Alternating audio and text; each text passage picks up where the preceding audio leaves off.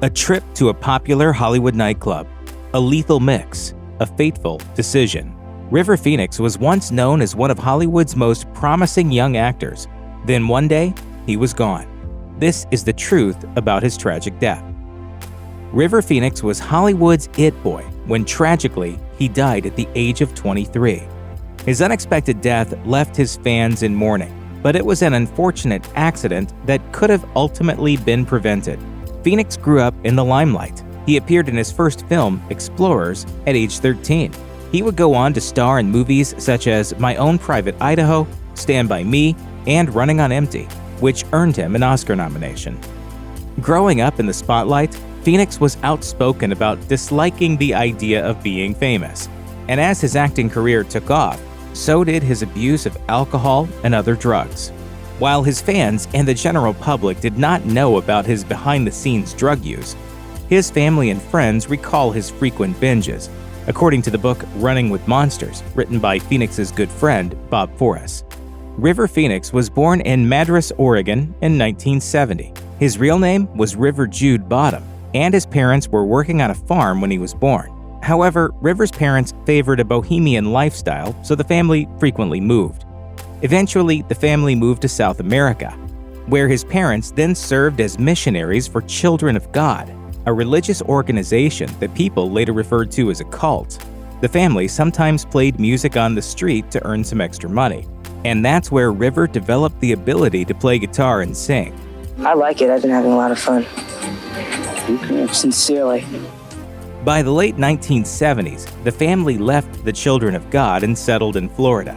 There, Phoenix and his siblings started competing in talent shows, which led to them gaining some attention from talent scouts.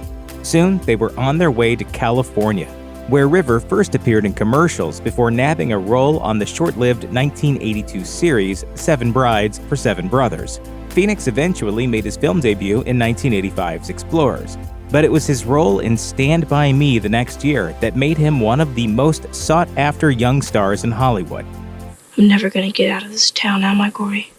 Phoenix continued getting cast in high-profile films, including 1989's Indiana Jones and the Last Crusade, in which he played a young version of Harrison Ford's iconic character. Phoenix appeared in several films between his first in 1985 and his tragic death in 1993, an indication of how in demand he had become. Phoenix often used his high profile to champion causes he cared about, perhaps most notably animal rights. Phoenix told the New York Times in 1989, "When I was old enough to realize all meat was killed, I saw it as an irrational way of using our power, to take a weaker thing and mutilate it. It was like the way bullies would take control of younger kids in the schoolyard."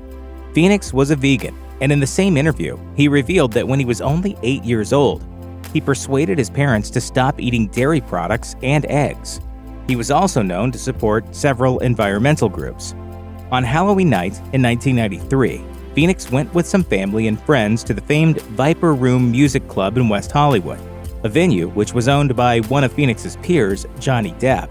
Phoenix's girlfriend at the time, actor Samantha Mathis, told The Guardian in an interview that the night he died, the two were only supposed to be dropping off Phoenix's little brother, Joaquin, and sister Rain before returning to Mathis's house. Instead, they stayed at the club because Phoenix wanted to play music with the club's band. In the end, Phoenix took too many drugs, a lethal combination of cocaine and heroin. Phoenix was pushed out of the club for getting into a fight, and then he dropped to the ground. By the time help arrived, he had virtually no vital signs. He was officially pronounced dead at the hospital. He didn't have a heartbeat, didn't have a pulse.